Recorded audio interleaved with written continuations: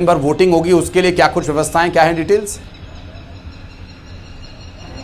निश्चित तौर पर देखिए, झाबुआ रतलाम वो सीट है जिस पर ना सिर्फ मध्य प्रदेश बल्कि पूरे देश की निगाहें हैं, क्योंकि ये आदिवासी बेल्ट है, कोर आदिवासी बेल्ट है। और इसके साथ ही महत्वपूर्ण बात यह है कि गुजरात, राजस्थान और महाराष्ट्र जैसे स्टेट हैं जिनकी जब भी राजनीतिक तौर पर चर्चा होती है तो काफी चर्चा होती है। तो इन तीनों स्टेट की जो बाउंड्री है वो रतलाम झाबुआ लोकसभा सीट से लगी हुई है। दाहोद जो है गुजरात का, वो यहाँ से कुछ ही किलोमीटर पर है। और यहाँ पर जब सुबह से वोटिंग का चरण शुरू होगा तो बेहद देखने वाली बात यह होगी कि कांतिलाल भूरिया जो यहाँ के बड़े नेता हैं, कई बार सांसद रह चुके हैं, केंद्रीय मंत्री रह चुके हैं और आदिवासी वर्ग से आने वाले एक बड़ा नाम, बड़ा चेहरा है। और उनका मुकाबला है अनीता सिंह से, जो कि नागर सिंह चौहान की पत्नी है, जो बीजेपी से प्रत्याशी है। तो काफी दिलचस्प यहाँ का मुकाबला है। लिहाजा बीजेपी और कांग्रेस दोनों ही दलों ने बड़े पैमाने पर तैयारियां की हुई थी। और आप जो कह रहे थे कि मॉक पोल और तमाम तैयारियां वो लगातार बूथ पर चल रही हैं, जो एजेंट्स है पॉलिटिकल पार्टीज के वो यहाँ पर पहुंच रहे हैं और सारी प्रक्रिया को सुनिश्चित करने का जो काम है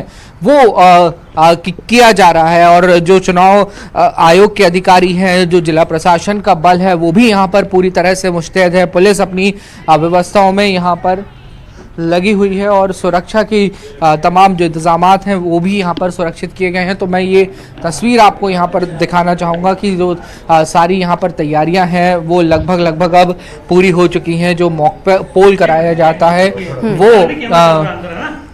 वो भी यहाँ पर जो है वो किया जा चुका है। और जो यहाँ पर वोट डालने वोटर्स पहुँचेंगे उनकी जानकारी के लिए आप देख सकते हैं कि जो सिंबल्स हैं वो भी यहाँ पर दर्शाए गए हैं। जो प्रत्याशी हैं उनके नाम यहाँ पर जो है दर्शाए गए हैं। और सारे जो यहाँ पे प्रत्याशी हैं आप देखेंगे कि उनका नाम है, उनका हस्ताक्षर है।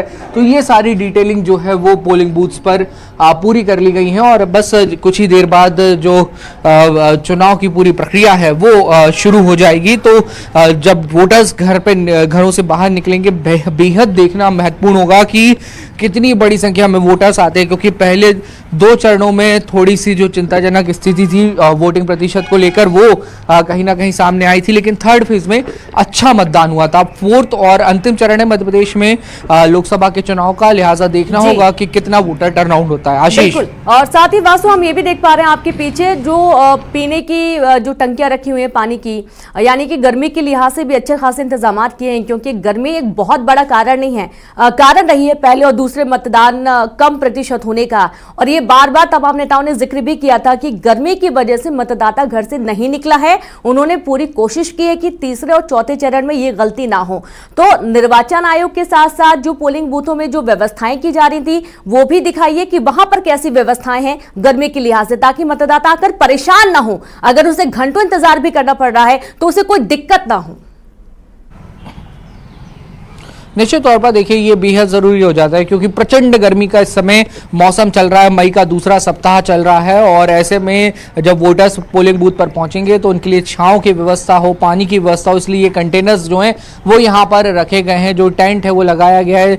और इसके साथ ही कुछ चेयर्स जो हैं वो भी यहाँ पर लगाई गई हैं, ताकि अगर लंबी कतारें लग जाती हैं और किसी वोटर को अगर बैठना है, खासतौर पर जो बुजुर्ग वोटर आते हैं या दिव्यांग वोटर्स आते हैं, तो उन्हें किसी तरीके की दिक्कत ना हो, इस लिहाज से भी सारी जो व्यवस्थाएं हैं वो कहीं ना कहीं प्रशासन की ओर से की गई है। लेकिन जो पहले दो चरण में वोटिंग कम हुई थी उसको सिर्फ उसका कारण सिर्फ गर्मी और धूप को माना जाए तो ये बहुत एक स्पष्ट कारण मैं नहीं मानता, बल्कि वोटर्स में उत्साह जो है वो जरूरी हो जाता है। क्योंकि पहले दो चरणों के बाद तो तीसरे चरण में ज्यादा टेम्परेचर था, जैसे जैसे गर्मी की ओर आगे बढ़ रहे अब और ज्यादा टेम्परेचर होगा। कल के टेम्परेचर की अगर हम रतलाम झाबुआ में बात करें तो 42-43 डिग्री के आसपास था, आज भी ये ऐसा ही होने का अनुमान है। लेकिन इस सबके बीच राजनीतिक दल और है कि आगे कुछ हल्की बारिश या तेज हवा चलने से या बादल घिरे रहने की वजह से टेम्परेचर थोड़ा सा नियंत्रण में रहे, बहुत अधिक जो तपन है वो शायद ना हो वासु। और उम्मीद करते हैं कि ऐसा मौसम अगर रहता है तो वोटिंग परसेंटेज पर इसका जो परिणाम है वो परिलक्षित हो। हमारे सहयोगी मिथिलेश गुप्ता भी जुड़ गए हैं, उज्जैन चलेंगे।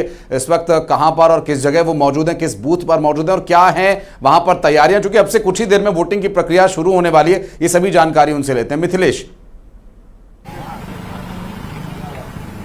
देखिए इस वक्त मैं बाबा महाकाल के नगरी उज्जैन में मौजूद हूँ और उसी बूथ में मौजूद हूँ जहाँ पर मुख्यमंत्री डॉक्टर मोहन यादव कुछ ही देर बाद यहाँ पर मतदान डालने के लिए पहुँचेंगे। तो ये तस्वीर मैं आपको दिखा रहा हूँ इस वक्त, ये जहाँ पर डॉक्टर मोहन यादव मतदान करेंगे। आदर्श मतदान केंद्र बनाया गया है। नारूमल गगनदास सिंधी अलखधाम धर्मशाला है, यहाँ पर सीएम आएंगे थोड़ी देर बाद। 7 बजे का समय है, 7 बजे आकर यहाँ पर वो मतदान करेंगे। और जो चुनाव की तैयारियां पूरी हो चुकी हैं, सुबह से लोग अब धीरे धीरे घरों से बाहर निकलने लग गए हैं। मतदान के लिए अब धीरे धीरे वो पोलिंग बूथ पहुंच रहे हैं। अब देखिए, बाबा महाकाल की नगरी उज्जैन है और ये मुख्यमंत्री डॉक्टर मोहन यादव का होम ग्राउंड है एक तरीके से। उनका जो गृह क्षेत्र है वो उज्जैन है और ये जो पूरा यहाँ का मुकाबला था वो कहीं ना कहीं पूरी तरीके से ये माना जा रहा था एक तरफा है, क्योंकि इससे पहले जो यहाँ के सांसद रहे, वर्तमान भी जो सांसद है इस वक्त मैदान में, चुनाव मैदान में, अनिल फिरोजिया, उनके सामने कांग्रेस से महेश परमार, वो कांग्रेस की तरफ से प्रत्याशी हैं, दोनों आमने सामने थे।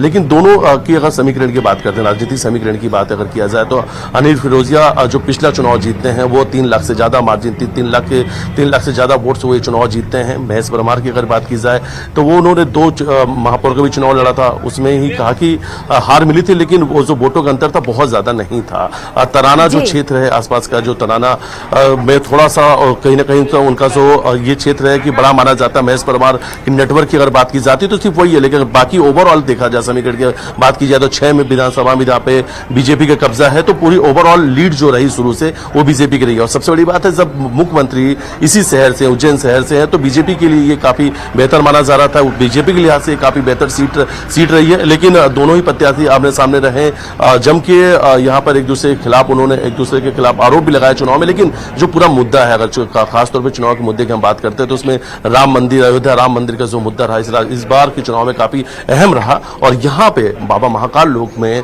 बाबा महाकाल नगरी में महाकाल लोक भी है, तो महाकाल लोक और अयोध्या धाम जिसकी बात की जा रही है कि राम मंदिर, अयोध्या, तो अलग अलग समीकरण है। और उस समीकरण के लिहाज से अगर देखा जाए तो बीजेपी इस जो उज्जैन जो है यहाँ पे काफी बेहतर रही। ये तैयारियों की तस्वीर हम आपको दिखा रहे हैं और ये थोड़ी देर बाद ही यहाँ पे सीएम आएंगे और सीएम के आने का यहाँ पे इंतजार चल रहा है। लगभग तैयारियां पूरी हो चुकी है। गर्मी को देखते हुए सारी व्यवस्थाएं की गई है, बैठने की सारी बेहतर व्यवस्था, मैं लौटूंगा आपके पास, हर चीज को लेकर। शैलेंद्र के पास चलेंगे, हमारे सहयोगी इस वक्त जुड़ गए हैं धार से।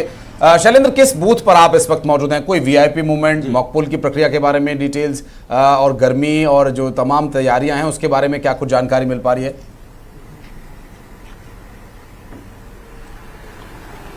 देखिए, बिल्कुल मैं आपको बता दूं कि मैं शहरी इलाके के एक बूथ पर मौजूद हूं और मॉकपोल की प्रक्रिया जो है वो संपन्न कर ली गई और धीरे धीरे अब मतदाताओं के पहुंचने का सिलसिला भी शुरू हो चुका है। चूंकि देखिए 7 बजे से मतदान शुरू होना है और अच्छी बात यह है कि जिस तरीके से मौसम विभाग ने यहाँ बारिश का अलर्ट किया है, जिसके चलते यहाँ सुबह से ही अभी बादल छाए हुए और उम्मीद है कि हल्की फुल्की बारिश भी आज देखने को मिल सकती है। तो पहले, दूसरे, तीसरे चरण में जिस तरीके से हमने देखा कि प्रचंड गर्मी की वजह से मतदाता बाहर नहीं निकले थे, लेकिन आज ये उम्मीद है जिस तरीके से पहले दूसरे चरण की अपेक्षा तीसरे चरण में मतदान बढ़ा है तो इस बार और अधिक बढ़ने वाला। सीधी तस्वीरें मैं आपको दिखाना चाहूंगा कि देखिए मॉकपोल की प्रक्रिया जो है वो संपन्न हो चुकी है। बस सुरक्षा के तमाम जो इंतजाम यहाँ पर किए गए हैं, इसके अलावा छोटे जो टेंट है वो भी लगाए गए हैं ताकि जो लोग यहाँ दोपहर में यहाँ पहुंचते हैं, जब यहाँ पर धूप रहेगी तो ऐसे में उन लोगों के बचाव के उपाय जो है वो यहाँ पर किए गए हैं। अगर मैं राजनीतिक लिहाज से करूं तो ये सीट कांग्रेस के लिए बेहद खास इसलिए हो जाती है कि पिछले 2 बार से कांग्रेस लगातार यहाँ पर हार रही है। हालांकि 2014 की बात करूं तो सावित्री ठाकुर पर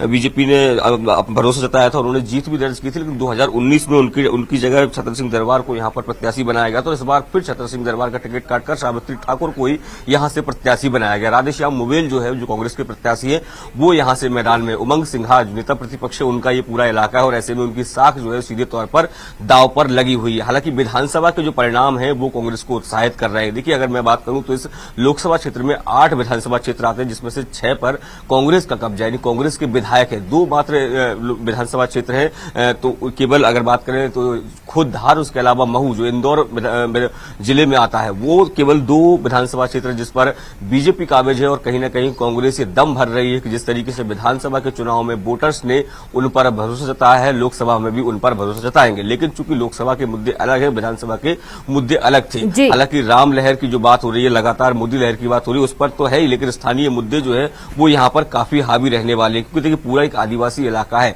और लगभग 80% जनसंख्या जो है वो ग्रामीण इलाकों में निवास करती है। तो ऐसे में उनकी मूलभूत सुविधाओं को लेकर आज भी कई जगह से इस तरह की खबरें आती है कि न पीने की पानी की व्यवस्था, आवागमन के साधन हो, बिजली, पानी, सड़क जैसे मुद्दे जो है वो आज भी इस लोकसभा क्षेत्र में मौजूद हैं। तो ऐसे में अब देखना होगा कि मतदाता क्या राम लहर, मोदी लहर की तरफ जाता है या फिर जो मूलभूत समस्याएं हैं उनको आगे बढ़ाता है। देखिए, खास बात यह है कि कभी ये कांग्रेस का परंपरागत गढ़ था, हालांकि 2 बार से कांग्रेस को हार मिल रही है, लेकिन इस बार जिस तरीके से कांग्रेस के तमाम बड़े नेताओं ने यहां पर मेहनत की है, उनका यह दावा है कि इस बार के चुनाव में वो जीत दर्ज करने जा रहे हैं। जी, अब चूंकि जो दावा किया जा रहा है, ये दावा